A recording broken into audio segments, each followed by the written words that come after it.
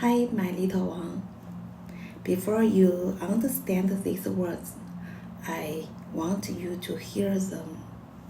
This is your mom reading, learning, and growing, just like you. Okay, let's continue the reading. Pick up where we left off last time. Our economy, our society, we are just losing out because we are not raising our girls to be brave. The bravery deficit is why women are underrepresented in STEM, in C-suites, in boardrooms, in Congress, and pretty much everywhere you look. In the 1980s, psychologist Carol Dweck looked at how bright fifth graders handled an assignment that was too difficult for them. She found that bright girls were quick to give up. The higher the IQ, the more likely they were to give up. Bright boys, on the other hand, found the difficult material to be a challenge. They found it energizing. They were more likely to redouble their efforts. What's going on? Well, at the fifth grade level, girls routinely outperform boys in every subject, including math and science. So it's not a question of ability. The difference is in how boys and girls approach a challenge, and it doesn't just end in fifth grade. An HP report found that men will apply for a job if they meet only 16% of the qualifications, but women will apply only if they meet 100% of the qualifications. 100%. This study is usually invoked as evidence that, women need a little more confidence. But I think it's evidence that women have been socialized to aspire to perfection, and they are overly cautious. And even when we are ambitious, even when we are learning, and the socialization of perfection has caused us to take less risks in our careers. And so those 600,000 jobs that are open right now in computing and tech, women are being left behind. And it means our economy is being left behind on all the innovation and problems women would solve if they were socialized to be brave instead of socialized to be perfect. So in 2012, I started a company to teach girls to code. And what I found is that by teaching them to be code, I had socialized them to be brave. Coding is an endless process of trial and error, of trying to get the right command in the right place, with sometimes just a seminar making the difference between success and failure. Code breaks, and then it falls apart. And it often takes many trials until that magical moment when what you are trying to build comes to life. It requires perseverance. It requires imperfection.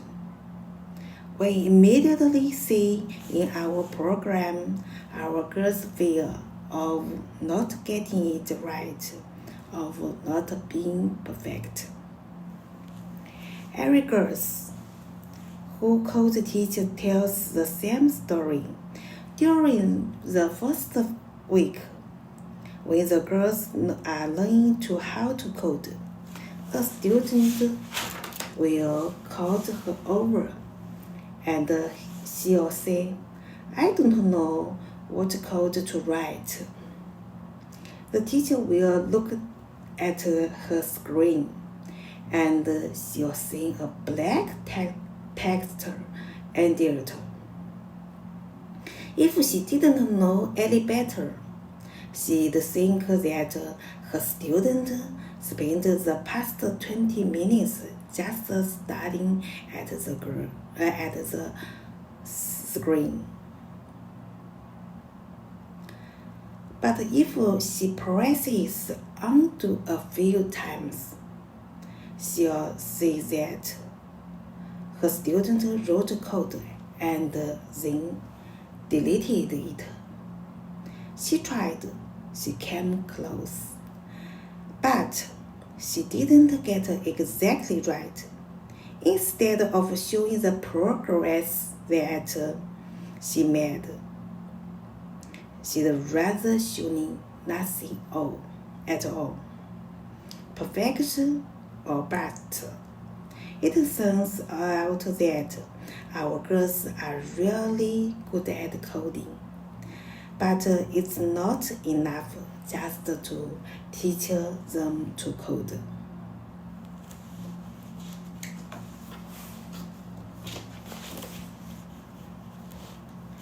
Okay, baby, that's all for today.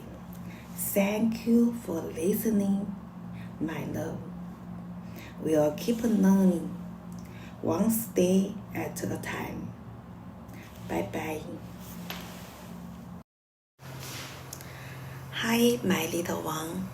Before you understand these words, I want you to hear them. This is your mom reading, listening, and growing, just like you.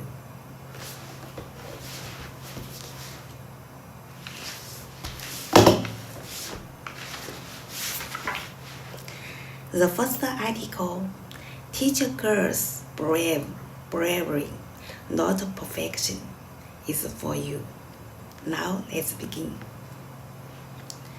So a few years ago, I did something really brave, or some would say really stupid. I ran for Congress. For years, I have existed safely behind the scenes in politics as a fundraiser, as an organizer. But in my heart, I always wanted to run. The sitting congresswoman had been in my district since 1992. She has never lost a race, and no one had really even run against her in a Democratic primary.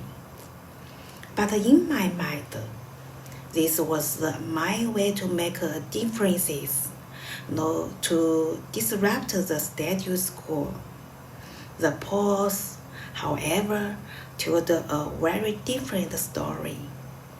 My pollsters told me that I was crazy to run, that there was no way that I could win. But I ran anyway, and in 2011 and 12, I became an upstart in a New York City congressional race. I swore I was going to win. I had the endorsement from the New York Daily News. The Wall Street Journal slapped pictures of me on election day. And CNBC called it one of the hottest races in the country. I raised the money from everyone I knew, including Indian aunties that were just so happy an Indian girl was running. But on election day, the polls were right, and I only got 19% of the vote. And the same papers that said I was a rising political star now said I wasted $1.3 million on 6,321 votes. Don't do the math. It was humiliating. Now, before you get the wrong idea, this is not a talk about the importance of failure, nor is it about learning in. I tell you the story of how I ran for the Congress before because I was 33 years old, and it was the first time in my entire life that I had done something that was truly brave, where I didn't run about being perfect. And I'm not alone. So many women I talk to tell me that they gravitate towards careers and professions that they know they are going to be great in, and they know they are going to be perfect in, and it's no wonder why. Most girls are taught to avoid risk and failure. We are taught to smile pretty, play it safe, get all A's. Boys, on the other hand, are taught to play rough, swing high, crawl to the top of marking bars, and then just jump off head first. And by the time they are adults, whether they are negotiating a raise or even asking someone out on a date, they are habituated to take risk after risk. They are rewarded for it. It's often said in Silicon Valley, no one even takes you serious unless you have had two failed startups. In other words, we are raising our girls to be perfect, and we are raising our boys to be brave. Some people worry about our federal deficit, but I worry about our bravery deficit.